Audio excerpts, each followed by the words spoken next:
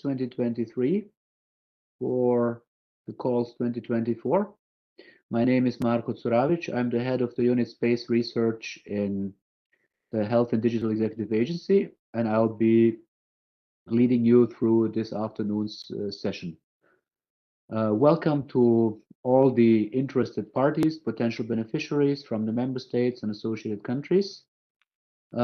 This afternoon is about space, or to be more exact, Destination 5, Strategic Autonomy in developing, deploying, and using global space-based infrastructure, services, applications, and data, or to be short, space technologies and applications. I will hand over now to Isabel Maes from the unit DEFIS B2, or what I like to call sister unit, which is responsible for the policy part of space research. She will give you an overview of our policy, Horizon Europe, and the aspects that are important. Isabel, the floor is yours. Indeed. Many thanks, Marco. A warm welcome from me as well. Many thanks for being with us this afternoon. On the slide here, you see the structure of Horizon Europe with its 3 pillars. As you know, we are under Pillar 2, focused on competitiveness, in Cluster 4 with industry and digital. Next slide. Next slide. So in fact, space is an important political priority for the EU. And on this slide, you can see 2 important quotes from our Commissioner Thierry Breton and from the President of the Council, Charles Michel, both highlighting this important policy context. So next slide.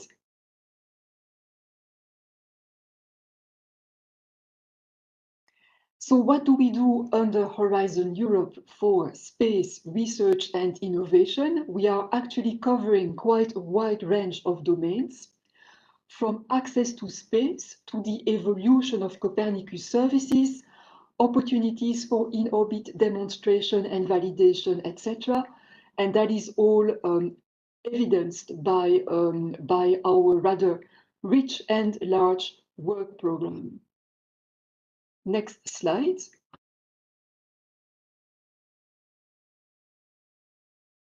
So today we are busy with the implementation of the 23-24 work program, and there are still 2 calls that will be launched. First of all, the call managed by Hadia for the 2024 topics, which will open on the 21st of November and close on the 21st of March next year. And secondly, the call managed by USPA for the 2023 topics, which should open soon, normally on the 24th of October, and close on the 14th of February next year. And in fact, today, the team will present you the topics under those 2 calls. We can move to the next slide. So, yeah, please, Isabel. No, I was going to say what you are going to say now, introducing Michel and giving him the floor. So we're switching now to the first topic and going more into the depth. And this will be Michel Rixen, also from the Director General DEFIS. Michel, welcome. And the floor is yours. Thank you, Marco. Thank you, Isabel. Yes, indeed, Michel Rixen from DG DEFIS Unit C3, dealing with Copernicus and Earth observations. Copernicus is actually the Earth observation component of the EU space program. So essentially targeting, the assessment and monitoring of the environment and also the security. The EU actually owns its own fleet of Earth observation satellites, the so-called Sentinels. These are also being complemented by new space actors, what we call also the Copernicus contributing missions. This is also supplemented by in situ networks being coordinated at European level by the European Environment Agency. And Copernicus also consists of a list of different services to really ensure the full uptake of Earth observations data. Also, we are trying to target some dedicated Earth observation satellite measurements on the long run to complement what we're already having, in particular on very high resolution satellite imagery with the enhanced affordability, high resolution, high revisit products. All this is underpinning, of course, the EU competitiveness on the space sector in support of society and the economy. Next slide.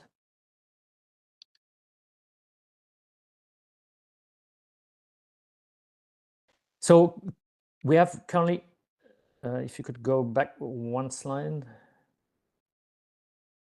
So currently we have 6 Copernicus services dealing respectively with the land, the ocean, the atmosphere, security, emergency, and climate change.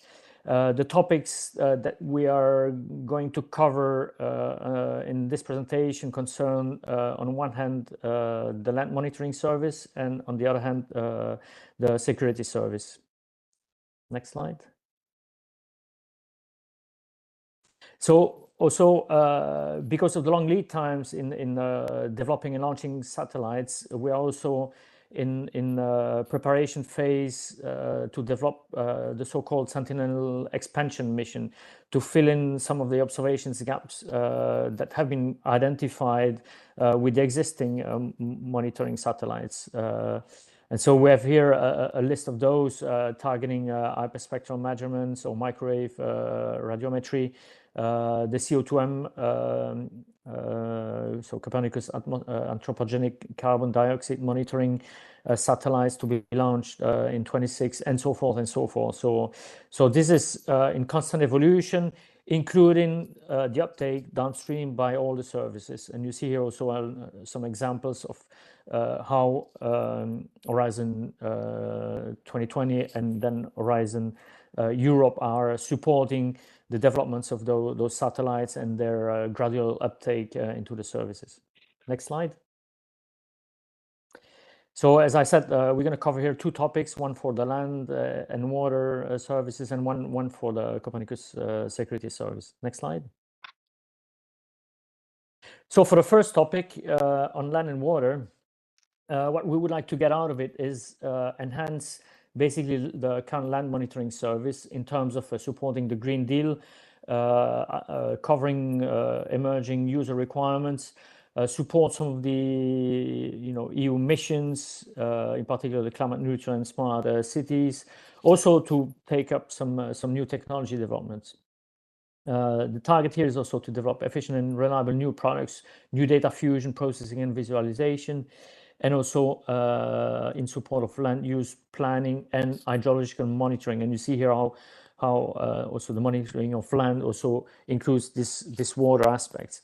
In terms of scope and area of focus for this topic, on one hand, we're looking for innovative methods to integrate the current land products into land service, land use, and cover change. We're doing that because this is expected also to contribute to a number of services, in particular the CO2 monitoring and verification support capacity. The second stream of activities is on the integration of products into coastal and hydrological models in support of all the water applications. A few notes: the proposal should target only one of the scope areas, not both of them. Activities should also contribute to GEO and being promoted also through GeoSS. Important as well is to transfer results to possible operations, and we are targeting here TRL typically 5 to 6, and it's also welcome to highlight the fact that this is potentially transferable or transitioning into operations into the services. There are further details in the guidance document that's also part of the topic package. Overall budget is 4 million. Per project, we expect a budget between 1.5 and 2 million.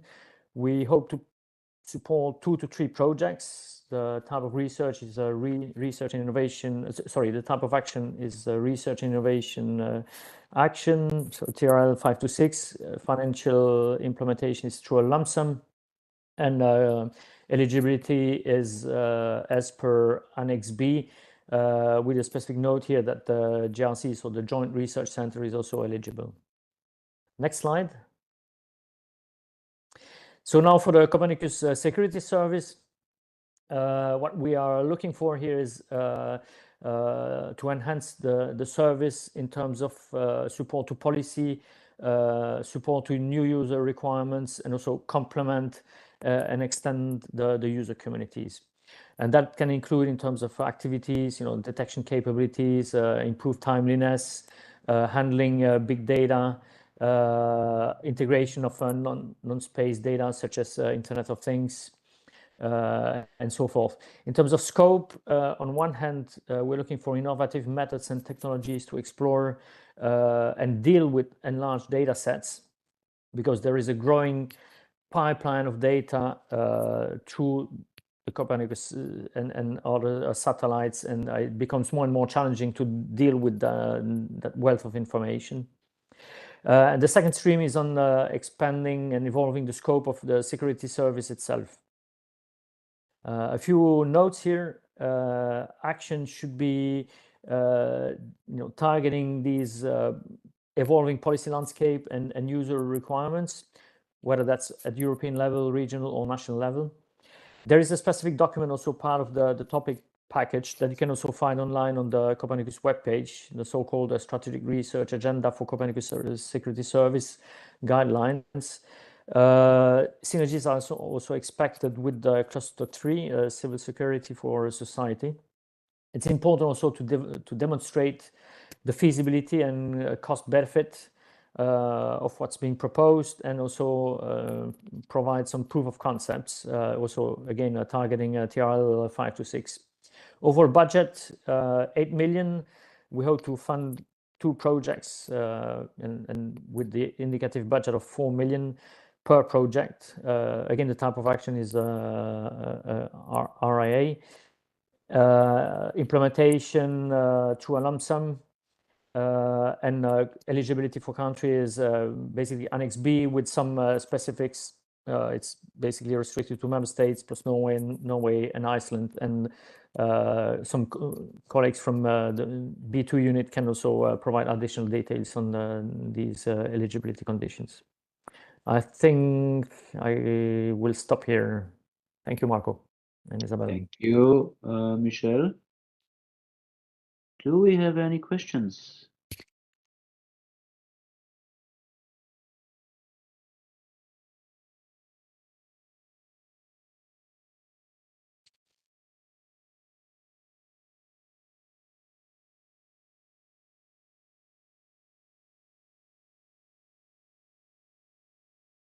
So no questions yet. I would then suggest that we continue with the presentation. Questions will come up probably during the presentation, and we can then also deal with them for the whole presentation along the line. It doesn't have to be only about Copernicus. It can be also about the other elements, and we'll do it then together.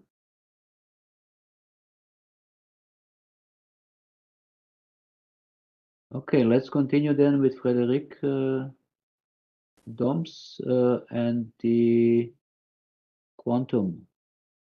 Do I have to reshare now my presentation? Seems to be so, or is it?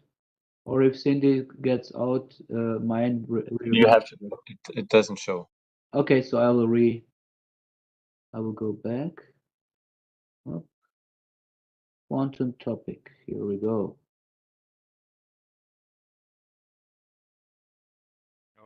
Okay. You see it now? Yes, we can see it. Good afternoon, everyone. My name is Frédéric Doms. I work for the DG DEFI B2 unit, and I'm in charge of the quantum topics for Horizon Europe.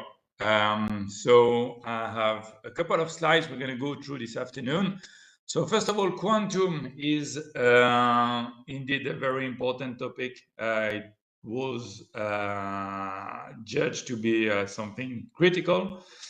And we need to address the technological sovereignty of the EU. This is something that is important for us, as stated by our commissioner, Thierry Breton, as you can see there on the slide. So in quantum, we have two sets of areas we are targeting. The first one is called quantum communication, and the second one is called quantum sensing. So if we can go to the next slide, please. So regarding quantum sensing, we decided to go for a field of technology development that is called quantum space gravimetry. It's a technique that is based on what we call cold atom interferometry, and which is going to allow to measure the variation of the Earth gravity field very precisely. So the applications of quantum space gravimetry are fully aligned with Copernicus. It's going to be used in earth science, climatology, geodesy, oceanography, for example. Okay, so a first project called Carioca at the moment develops the engineering model of the quantum accelerometer, which is needed to deploy a quantum gravimetry mission. So that's for the first part, the quantum sensing. Now for quantum communication, we have targeted something called quantum key distribution, which consists in using quantum property of photons in order to distribute crypto materials to end users, and then end users are able to use this crypto material to cipher their communication. We have basically two big families in QKD, and the second big family is called entanglement, and that was also the subject of one of our previous calls. So if we can go to the next slide, please. So for work program 24, our efforts will be focused on quantum phase gravimetry phase B study technology maturation.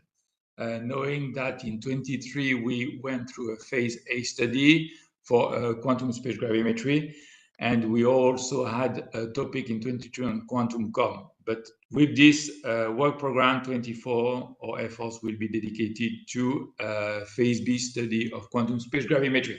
So if we can go to the next slide, please. Thank you. So the expected outcomes are indeed fully aligned with what we are doing in the EU for the space policy and the EU Green Deal. The objective of this call is to provide a detailed definition of a quantum space gravimetry pathfinder mission. So we're going to end a phase B with what we called a preliminary design review.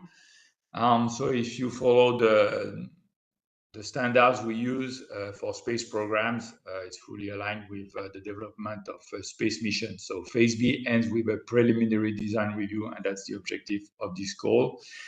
Something very important there is that we are targeting EU sovereignty and non-dependence for the technology we're going to need to deploy the quantum space gravimetry mission. We want to be able to deploy the mission relying on EU science, EU technology, EU industries. Okay, we are not interested in getting out of the EU to get our hardware and the science in order to deploy the mission. We want to be sovereign and non-dependent when we're going to deploy the quantum space gravimetry pathfinder mission. We are expecting also to enhance the TRL of the critical components necessary to build the quantum space gravimetry mission.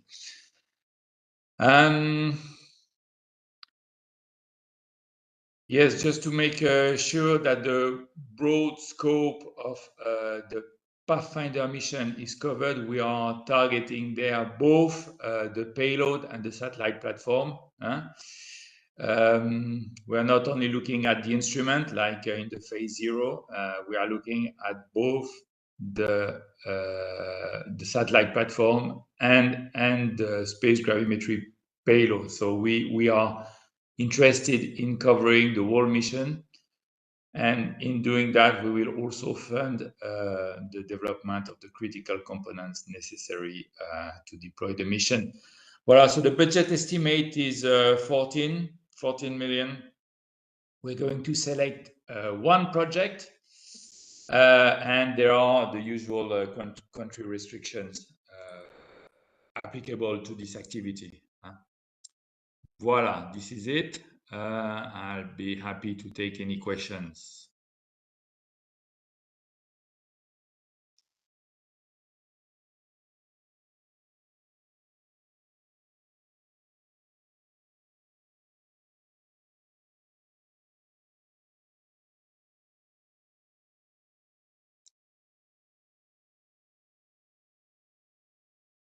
Okay, so I see this first question. Thank you. So in the ECSS standards, we are indeed moving, from a phase A to phase B to phase C. However, we are, of course, ready to evaluate any type of proposals that is going to explain to us how to reach a preliminary design review at the end of the project. Okay, so I'd say if you follow the ECSS standards, there is indeed a link, but it doesn't mean that what is going to happen with this call 2 is a follow-up of what happened with the result of the call 1. Okay, so we'd be happy to receive as many proposals as possible for this phase B, and we will evaluate that and select the best ones in order to fund a phase B study. I'd like to remind that this is a grant, so it's a grant. It's not usual procurement, so it's a grant. So if people have good ideas there, we are ready, of course, to welcome any of these good ideas and evaluate them. And then the second question, are you targeting only quantum accelerometer with gravimetry phase B? So if you look at the text of the call, we're looking at cold atom interferometry. Cold atom interferometry for what we call the Bose-Einstein condensates, BECS. Okay, so if there are any other super, proposals coming with, that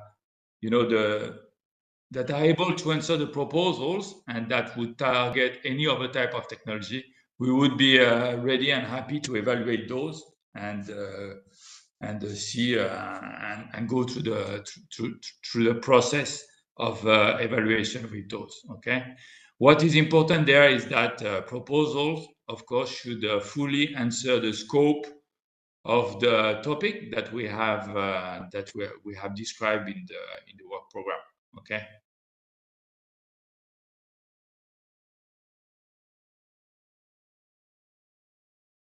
Okay, thanks a lot, Frederic. And let's then move on to the next presenter. Do you see again my presentation? Yes, we do. Fantastic, thank you. So we are moving to the topic of technological non-dependence, and the presenter will be Fabio Vitobello, also from Unit B2 in DEFIS. Fabio, the floor is yours.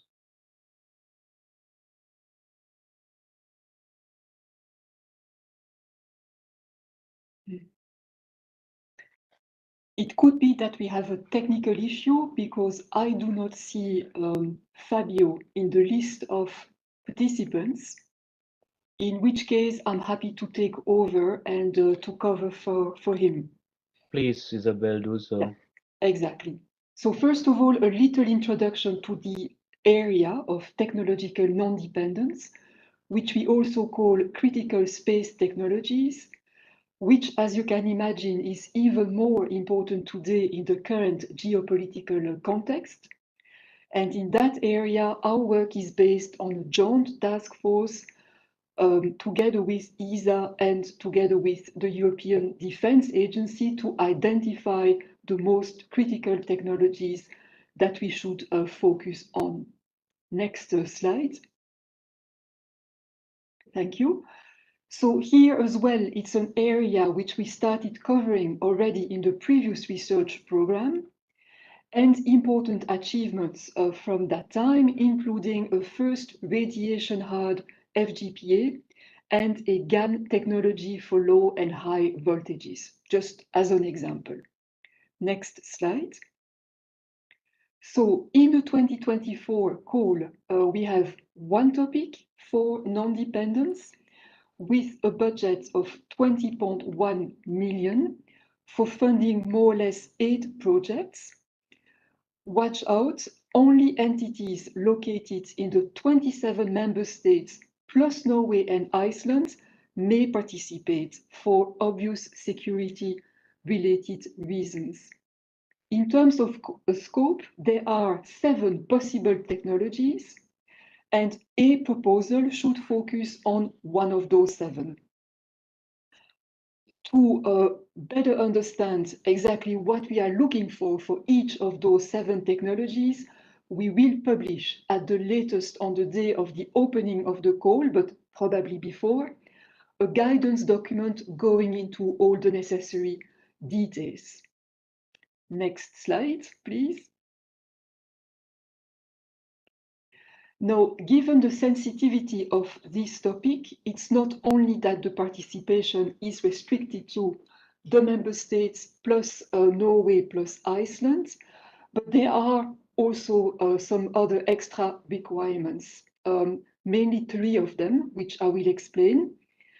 First of all, already at the level of the proposal, applicants must ensure and must demonstrate that the technologies and processes to be used are free from non-EU export restrictions. That is very important. Secondly, we will be very thorough when it comes to the ownership and control assessment. So if some of the participants of the consortium are owned or controlled by a non-EU country, we will look into the matter and we will probably ask guarantees from the country in which that entity is located. And thirdly, the access rights to use the products and the processes developed by the projects will exceptionally be given to the EU for up to 4 years after the end of the project. So those provisions are very specific to this topic because of its specific nature. I think that is all what I can say at this point, and we can open the floor for questions. Thank you, Isabel.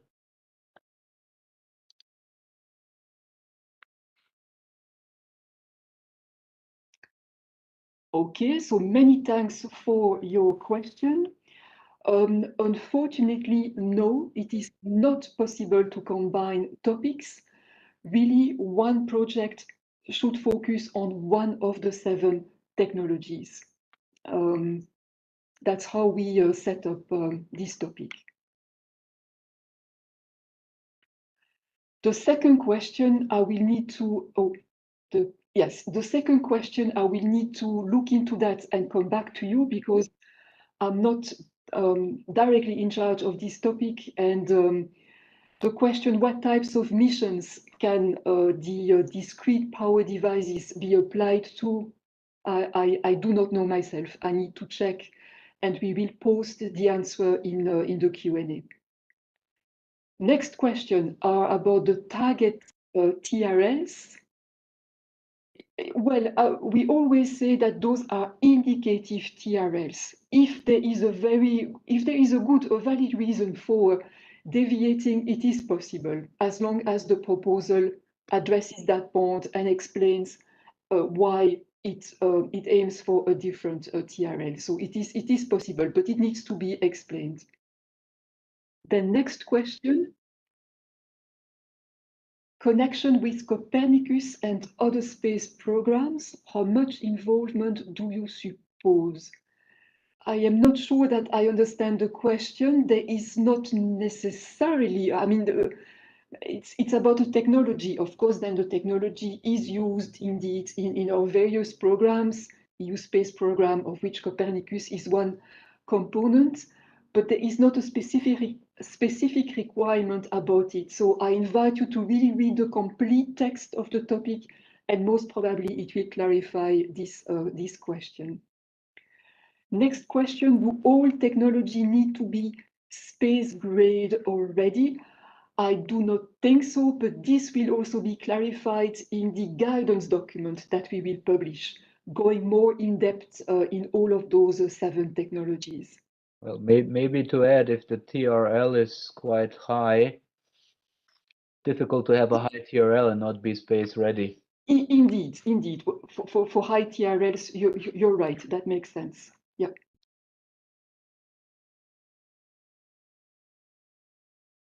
Okay, I think we are for the moment done. So I will continue.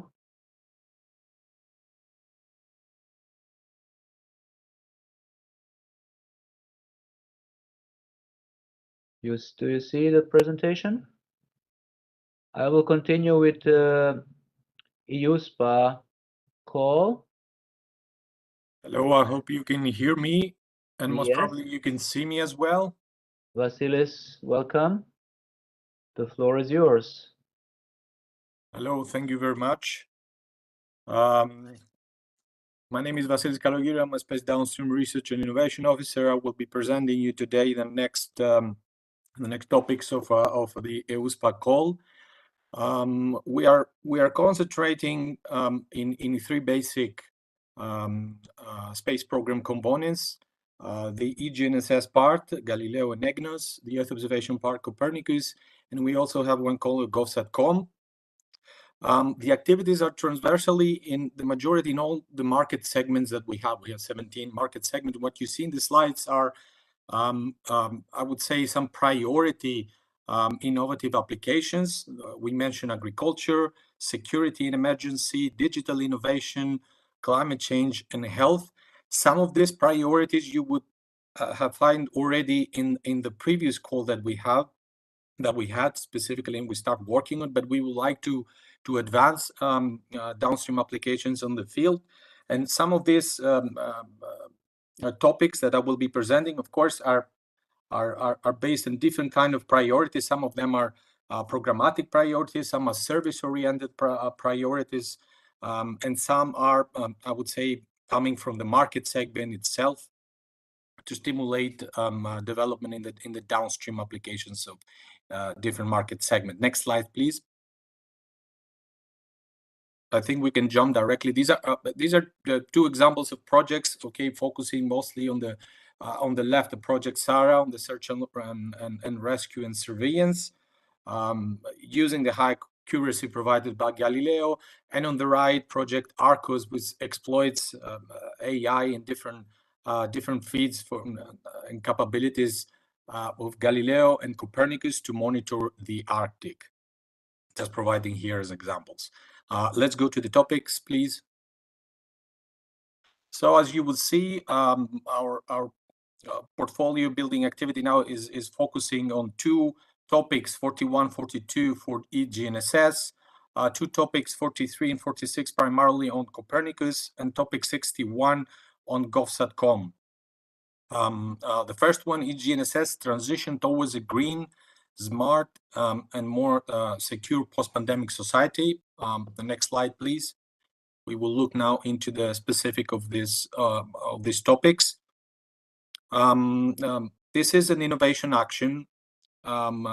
We have a negative budget of 3.5 million here.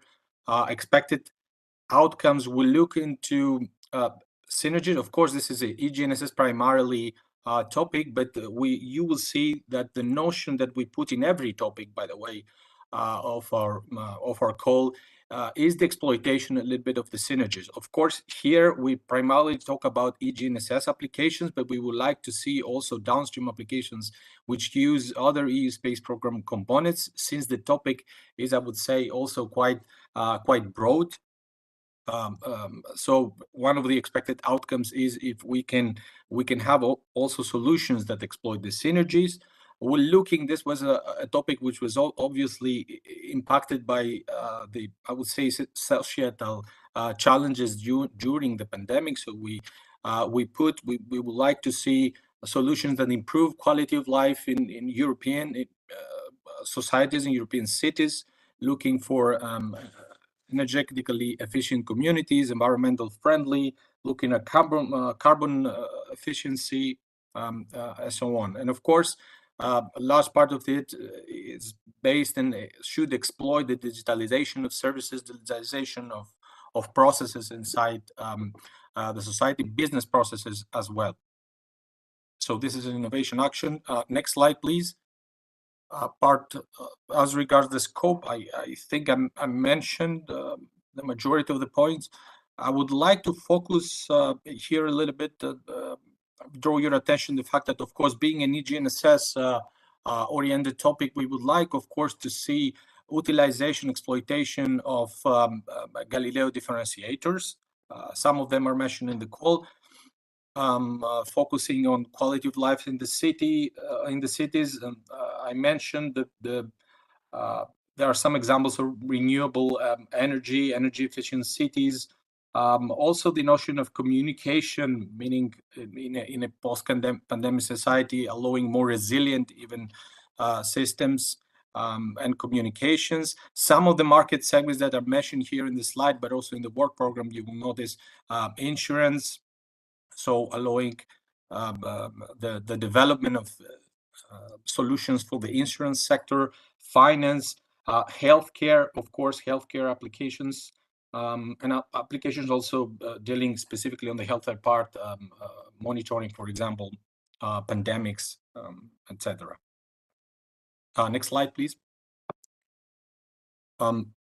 The next topic is the title EGNSS, Closing the Gaps in Mature, Regulated and Long Lead Markets, which are the long lead markets for us, primarily are markets which the development and the adoption takes specific time. They are more very particular market segment for us, primarily mobility segments like the rail, road and automotive and aviation, but also maritime, inland, waterways, fisheries, and aquaculture.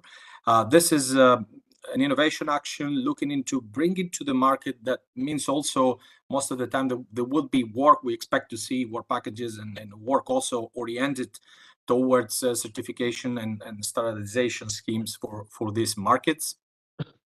Next slide, please. You will notice as well that the TRL target level is quite high, being an innovation action. The scope as regards rail safety critical applications, of course, we have as a EUSPA, we've been working on the rail segment quite a lot. So we would like to see, let's say, the last mile kind of downstream applications that would bring and will enable, let's say, the European rail traffic management system. As regards coastal, harbor, maritime areas, addressing issues of standardization, certification, but also the bottlenecks that exist in the adoption, but also on the maritime, on the road and automotive market. We have a list of various applications, and notice there is a type on the Galileo emergency warning satellite system, or even the recently operation of the high accuracy service of Galileo has, particularly for the road and automotive market. Next slide, please. And on the scope, I think I covered the majority of these points. There are specifically on the aviation side some some focus areas provided as well. The timing for system-wide information management, the integration of dual frequency multi-constellations, new Galileo Orion devices for development, but also aspects that cover the drone urban air mobility. Again, as I mentioned before, we're looking into interesting also synergies between EGNSS differentiators, but also Copernicus and GovSatcom, if of course is relevant for what is being developed in the framework of the topic. Next slide, please. We're entering into a Copernicus topic, which is, again, as you can see, Copernicus-based applications for businesses and policymaking. We do not restrict in the title the kind of applications we will. Sorry, I cannot see the slide anymore, but okay, sorry. That's okay. We do not. I will keep talking on the. Do you have now the slide again? Yes, I think this is the the correct slide. This is a research and innovation action. I draw your attention. There was also a typo which we corrected in the work program. The TRL target is 527. There was a typo there, so I bring your attention to this, because obviously we talk about businesses and policy making, and being a research and innovation action, we want this to be more closely, let's say, to the market. Focus areas here, and also areas of seeking coordination with already existing initiatives and already existing projects which relate to the Green Deal, using also Destination Earth, but also other kind of data sets, even extending outside in the scope of Copernicus, using also contributing missions. Next slide, please. And okay, here you basically have a list of the whole services. So this is quite a transversal, I would say, topic, from emergency management service, the EMS, to applications on the security service, the marine service, and so on. It's a transversal. We don't want to give only to one service here focus or priority. So and I would say that the value will come from the business and policy making perspective, and the proposal that we expect, some of them will be, of course, more business oriented, market segment oriented. Some of them will seek to have policymakers as users. Next slide, please. The other topic on Copernicus, designing space-based downstream applications with international partners. We had the similar topic in the previous call. We continue. It is a topic that has an indicative budget of 6 million. We're looking in a smaller, I would say, smaller scale projects. This is again a research and innovation action. I draw your attention also to the fact that this is exceptionally, it targets primarily on the internationalization of Copernicus. So this is the focus, but not only, because we talk about downstream applications using space program data in general terms. So even applications that can use GNSS data streams are considered. And I draw your attention to the fact that exceptionally we also accept in this specific topic entities which are based in countries that have administrative cooperation arrangement on Copernicus. So if the topic, of course, of any proposal is dealing with Copernicus data, then you better have a look on the list of countries that you see here.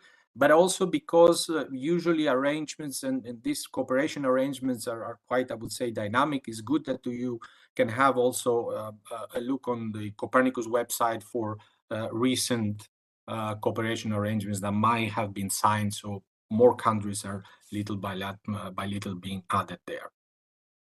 Next slide, please.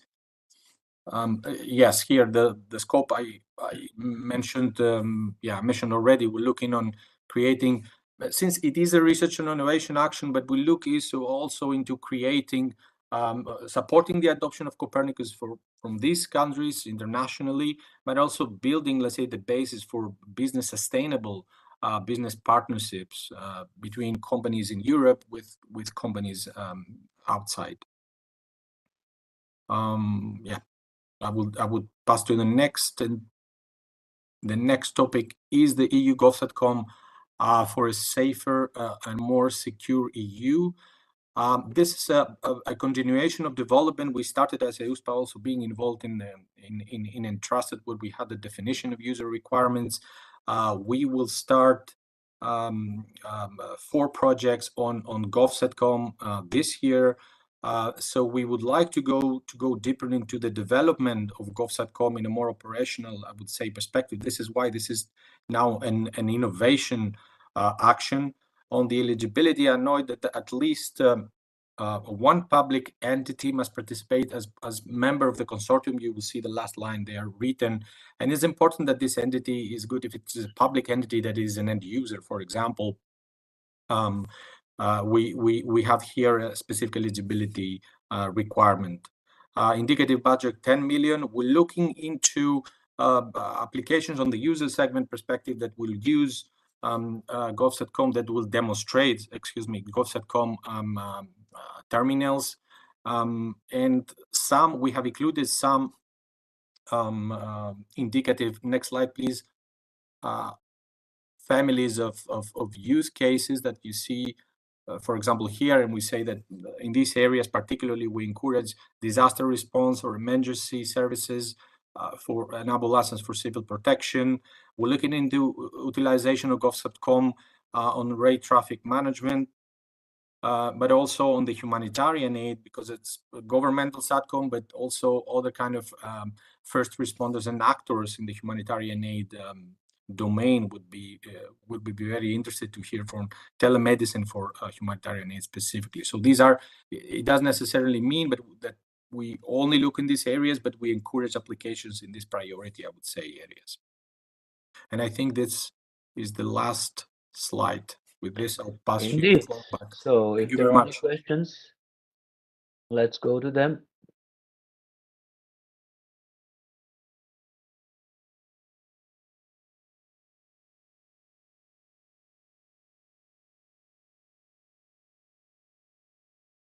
Sorry, I was muted. I see. When will the previous funded project be published? The ones funded this year, where we are right now in the grant agreement preparation process. As soon as they will sign, and this will happen, I can imagine in a month time frame, they will be announced. They will be published.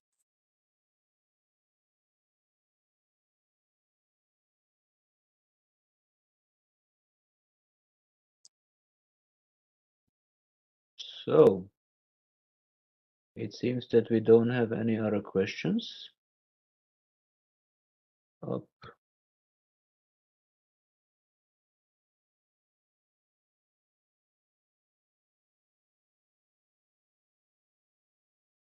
So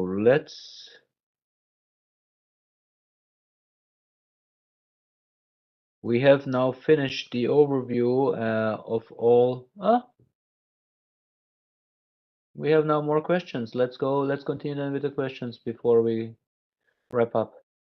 I see one on FSTP. Yes, on the FSTP activities, which are financial support for third parties activities. Could you give some examples of these activities?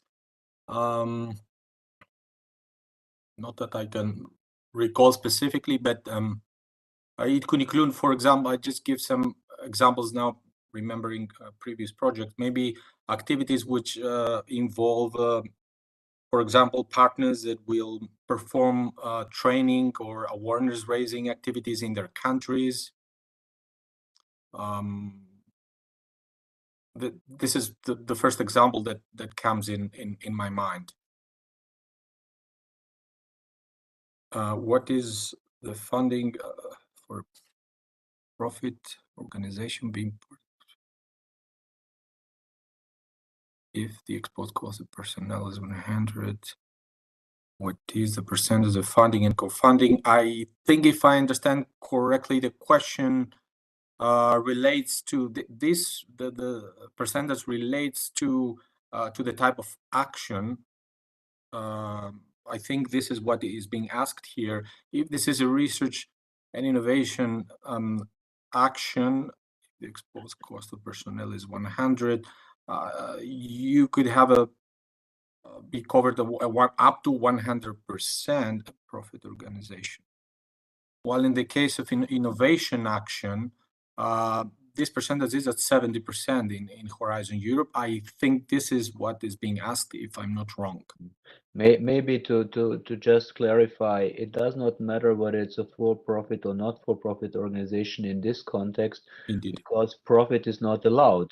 So anyway, only the costs is covered and no profit margin. Yes, so cost is always cost, and then it depends on the percentage of the co-financing. Thank you for the clarity, Marco. Thank you, Vasilis.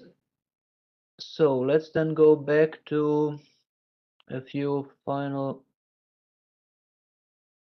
points. As I said before, we switched to the questions in Slido.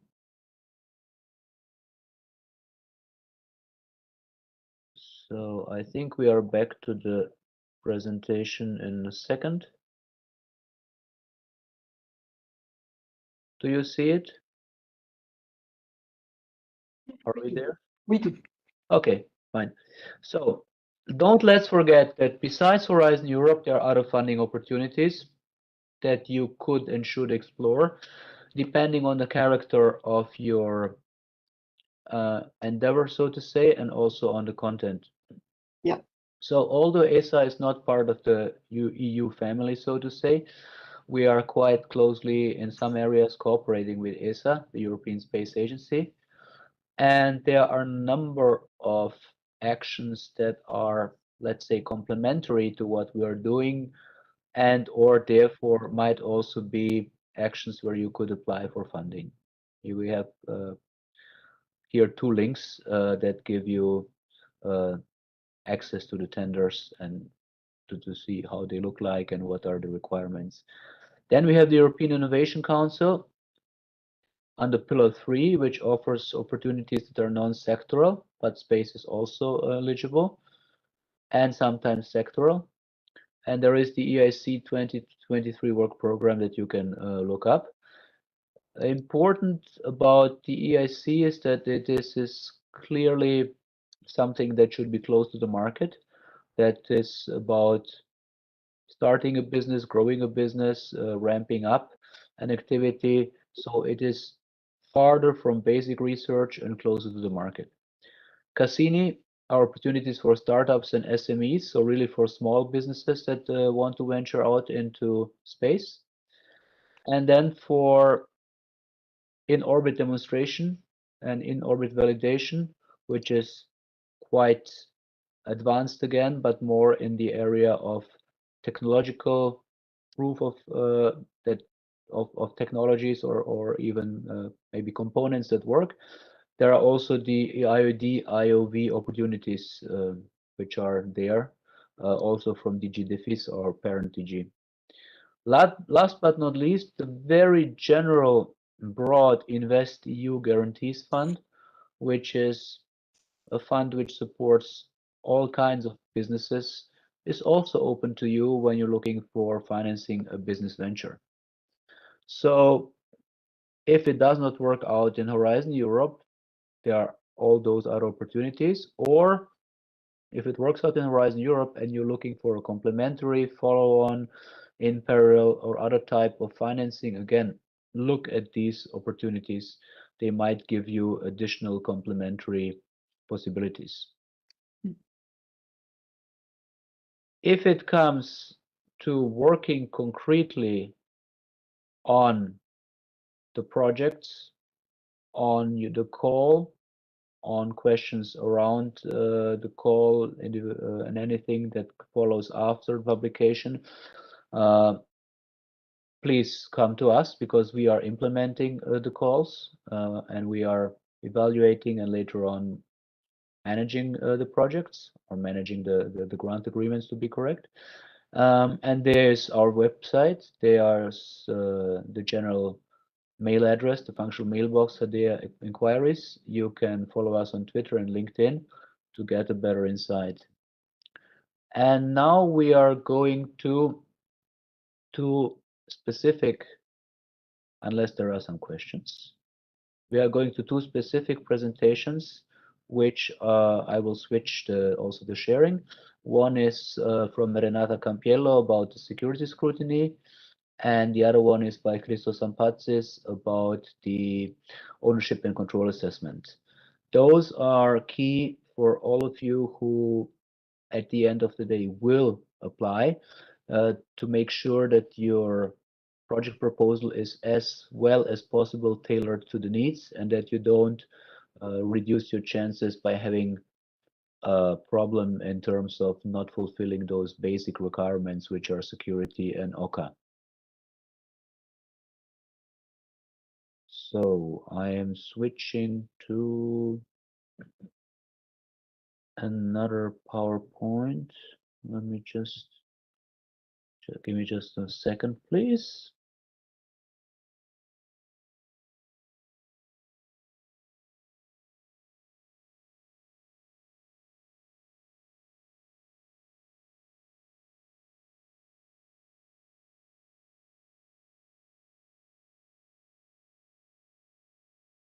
So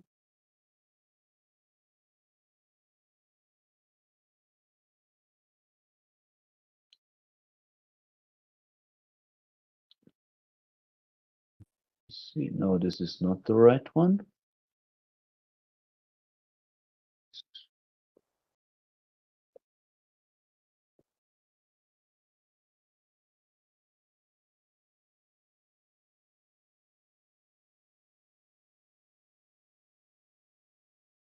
This one is not the one.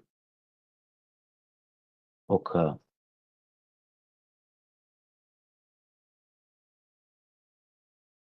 Do you see? No, the security. Sorry. I've changed the. Oh, I've changed the.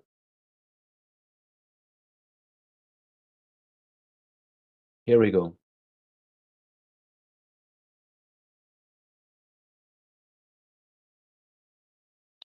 Do you see the security appraisal? Yes, we do. Okay, perfect. Then, Renata, the floor is yours.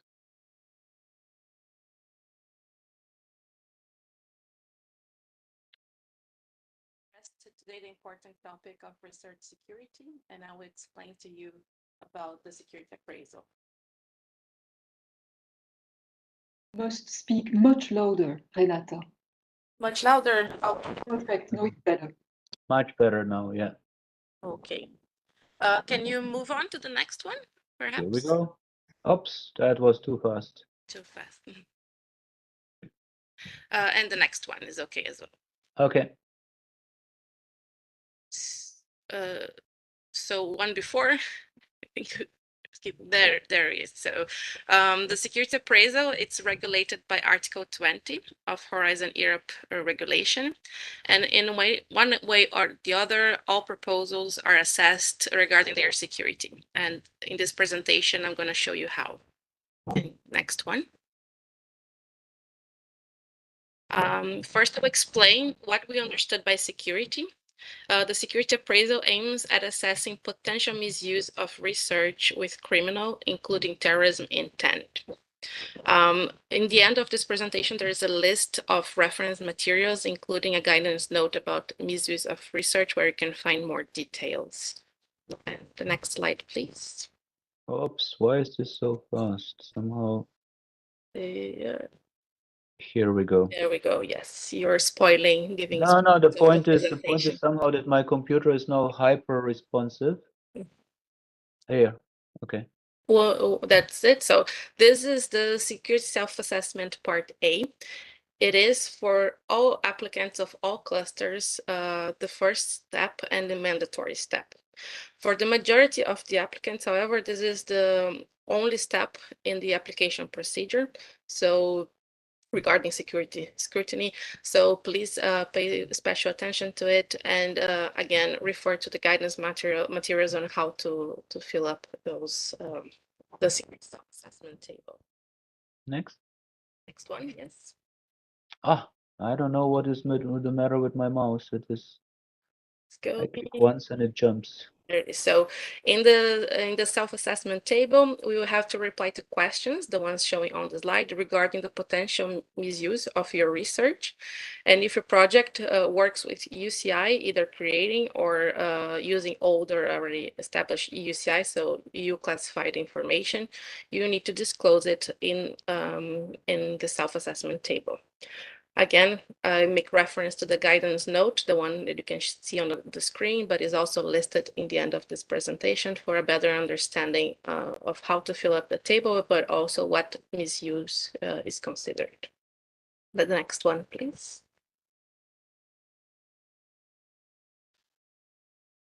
One more, that one, the one with the space, yes.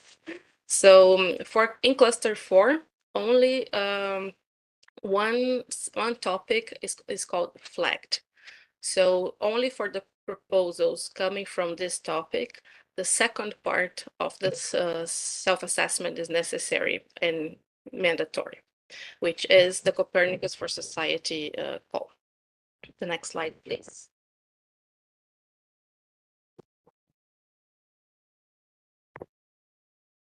Yeah, there it is. So for those applying for the Copernicus for Security, you will be required to fill in a longer self-assessment called Security Session Part B.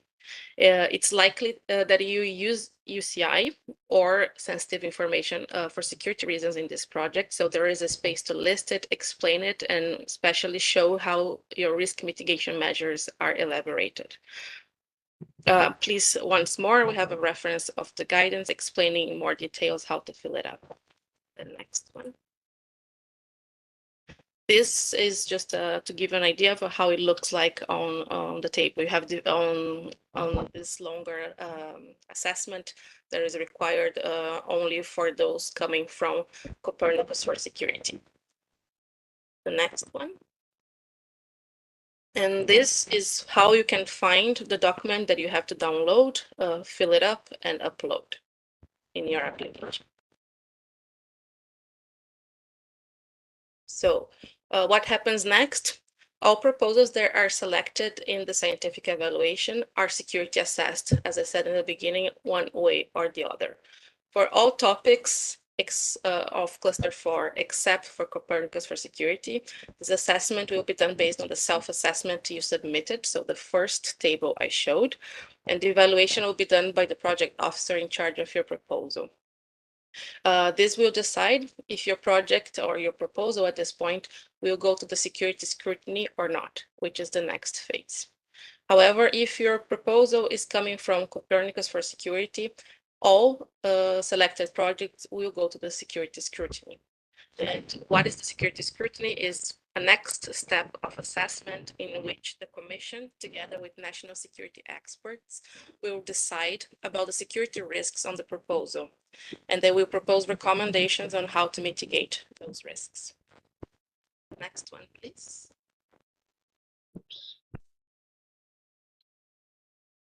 So the security recommendations are the result of security scrutiny.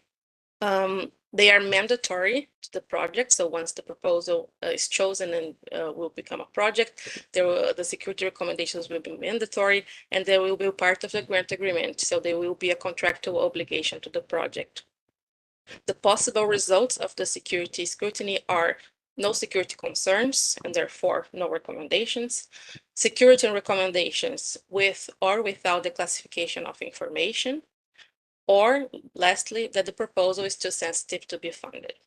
So I would like to highlight that the last one is a possibility, is foreseen in the regulation, but is not the goal of the security appraisal. The aim is to mitigate any potential risks of research, but not to hinder scientific sound research. So what is most likely to happen to your proposal are the previous options. So either no security concern and therefore no recommendations and no extra steps. But if there are any security concerns, you'll be guided through the grant agreement and together with the project officers with what kind of mitigations you need to do. So you might need to, for instance, classify certain deliverables. And once those deliverables are classified, they have to be handled accordingly. Or you might need to establish a security advisory board that will review the measures throughout your project to be sure that they are in line with all the security recommendations and that all the risks of potential misuse of your research are being mitigated. And last slide is the slide that I referred throughout my presentation with all the guidance documents. They are available on the EU fund and you can find them easier here linked, which will help you better understand if this applies to your project or not, how to fill it up, especially the self-assessment part. And the last one, it's only legal references as well for your understanding. And thank you very much. If there's any questions, I think we'll go with Marco, right?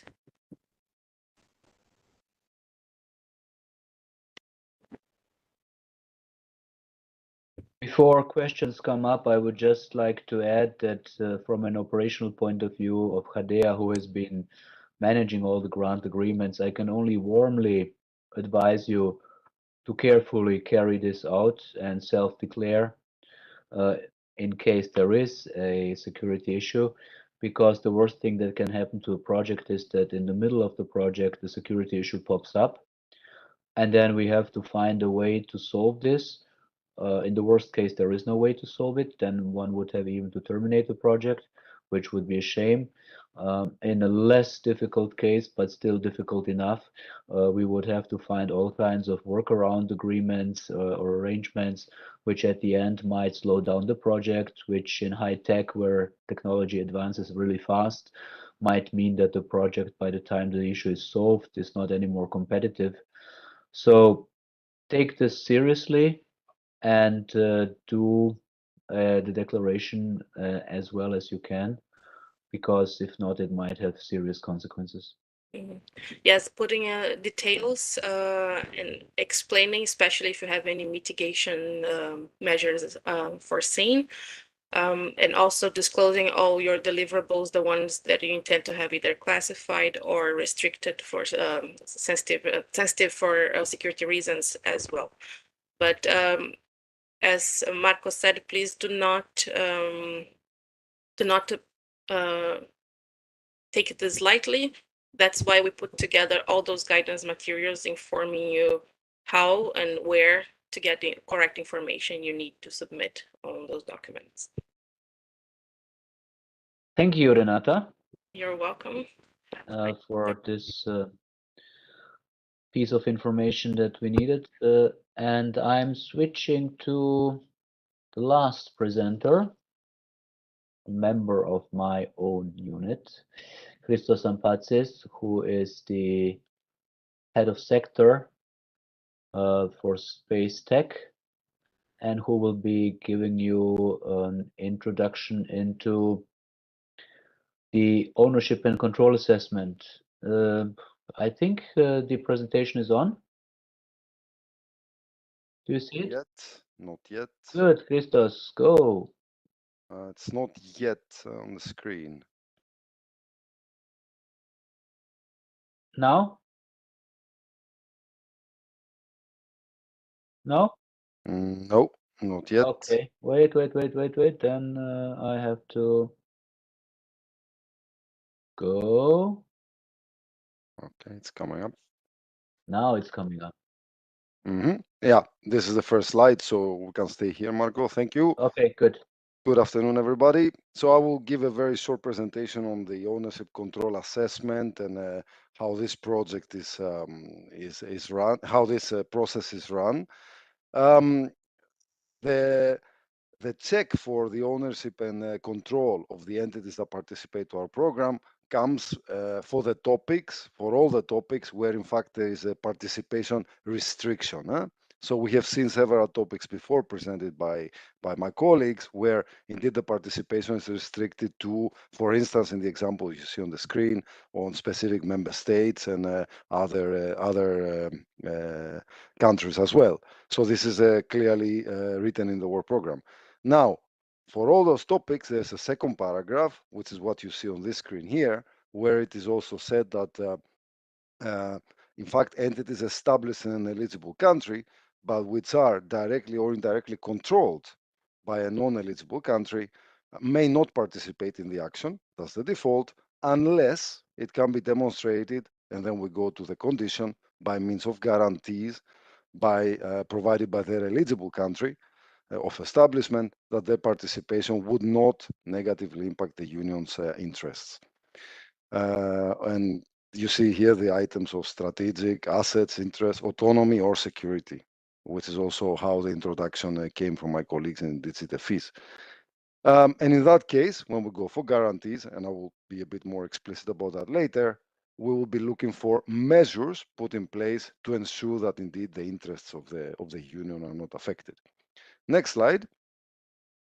Something that is also of relevance here. So next slide. This one. Wait. Oops.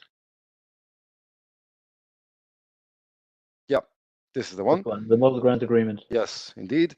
Just to point out that, in fact, the model grant agreement, so once the projects will be signed and beginning, this applies. The Article 18 outlines a specific rule for carrying out the action in the case of implementation of restrictions due to these strategic assets, interest, autonomy, or security, where it also clearly stipulates that, in fact, the beneficiaries must also ensure that none of the entities that participate as affiliated entities, associated partners, third parties, subcontractors, and so on, are also fulfilling the conditions we saw before as beneficiaries, unless otherwise agreed with the granting authority.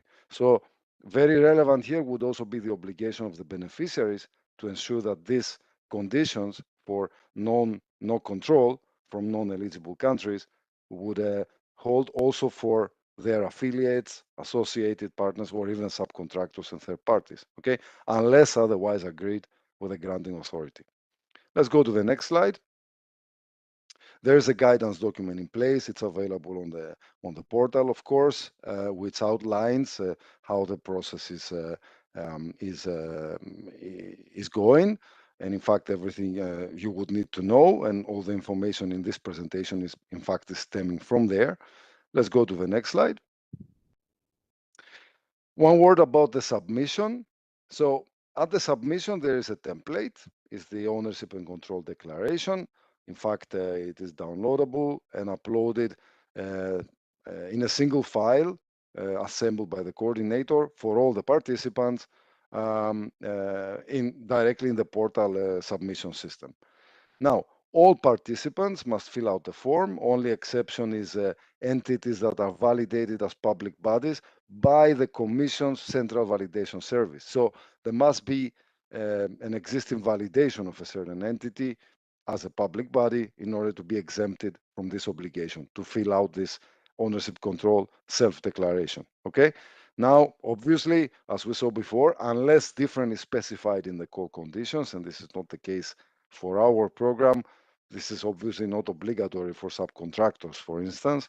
However, the condition would apply once the project would start, that as per Article 18, this condition is to be put in place by the beneficiaries themselves. So just a last word on that, on the submission. The supporting documents about all that, so further information, do not need to be provided at the application stage. What is needed is the self-declaration. All that would be requested later, and I'll get to that now, should the proposal be successfully evaluated. So let's go to the next slide. One word about what happens at the evaluation. In fact, in case of incomplete information, our services may get back to you to request, let's say, an update of that specific form, strictly for the purpose of eligibility check. Okay. Now, obviously, the proposal is evaluated as it is with all the participants.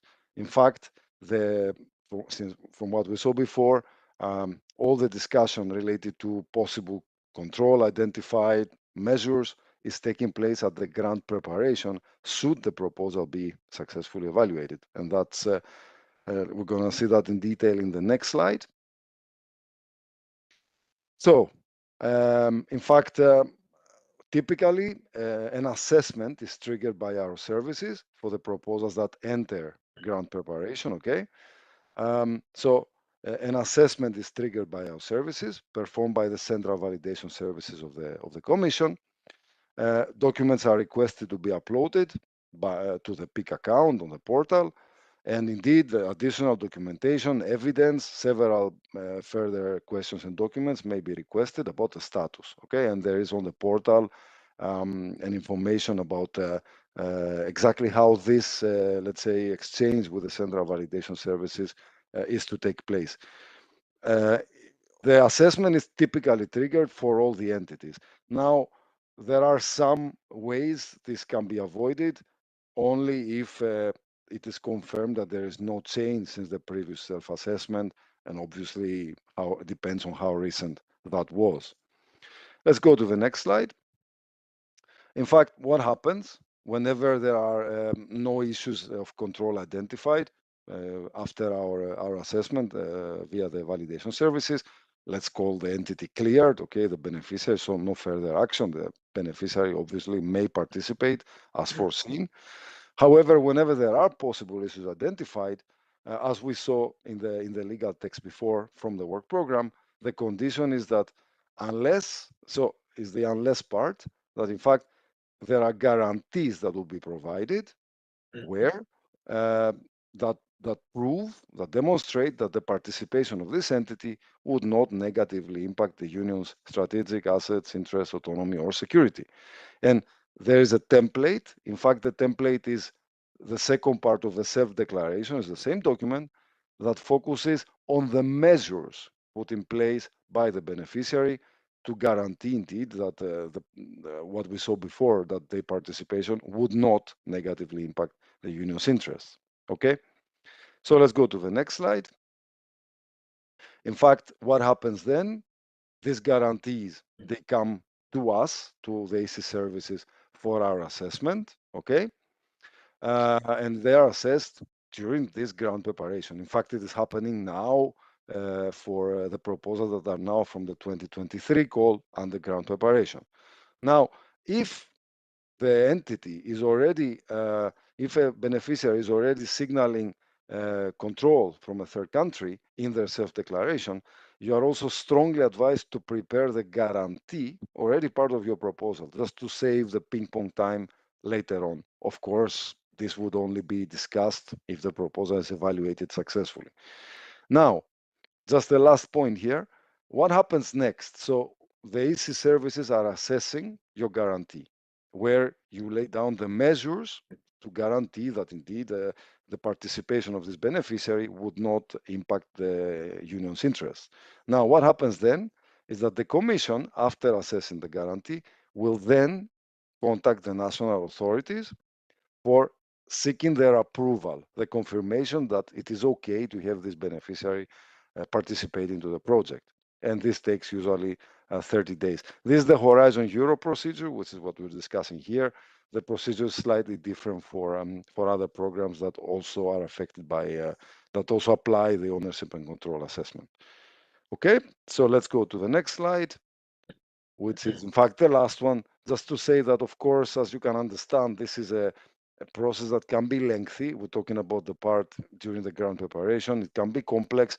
There are sensitive things to be discussed there. So it's clear that this also, as we heard before, for instance, for security, is to be taken very seriously by the beneficiaries, but also by the consortium. Because in case of, let's say, discovery of certain issues, that might make a beneficiary not eligible to participate, that has a big impact on the consortium. So these solutions to be found are not easy, and as early as possible, all the documentation needs to be made available to our services in order to proceed to the right decision there.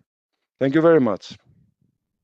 Thank you, Christos. And as you said, it is an as crucial element as is the security scrutiny. Take it very seriously, please, because it could be a blocking point. And again, if it's not well or correctly declared at the beginning, it becomes an issue during the grant implementation, which is even a bigger problem. So let's have another possibility for questions if somebody wants to ask something. Now about the whole afternoon, so to say.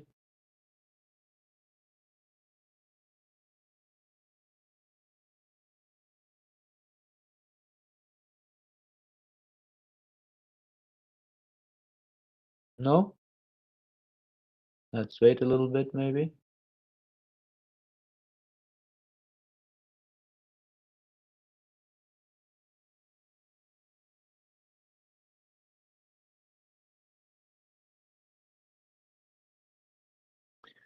In any case,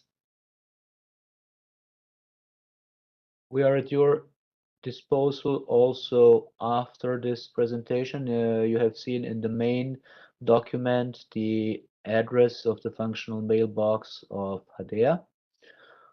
And there you can address any questions that might come up in the next weeks and months, even before the call will be published, but at the latest after publication of the call, we are sure that there will be questions that will come up, and we will reply to those questions together with our colleagues from DG Defis. They will also be all published on the website, because we have to have, and it's also, I think, the best practice you can have, full transparency. So any question to which we will reply, you will see the reply published on the funding and tender portal. So thank you a lot. And okay, we can still wait a few minutes, but if not, we are happy that you have showed your interest, that you have been listening to us, and we wish you lots of success in the submission of your proposals. And then we might see you sooner or later in a different relationship as a beneficiary. Thanks a lot.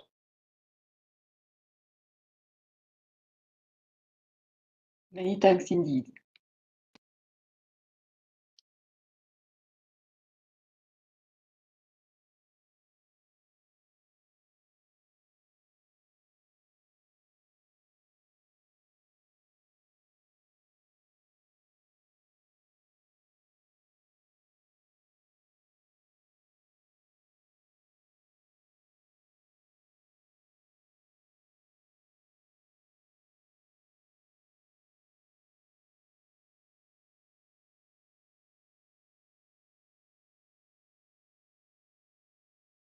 Bye-bye.